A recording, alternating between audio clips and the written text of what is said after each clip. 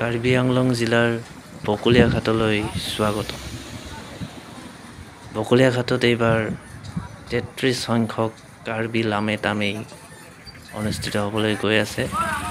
অহা ২৪, ২৫, ২৬ আৰু ২৭ জানুৱাৰী তাৰিখে বকলীয়াঘাট স্থিত জলসিঞ্চন বিভাগৰ খেলপথাৰত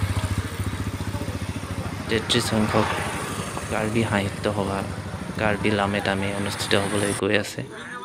কাৰ্বি সাহিত্যৰ লগতে অসমৰ বিভিন্ন সাহিত্যপ্ৰেমী ৰাইজৰ এই কাৰ্বি লামে তামেইলৈ কাৰ্বি সাহিত্য সভালৈ স্বাগতম জনালোঁ।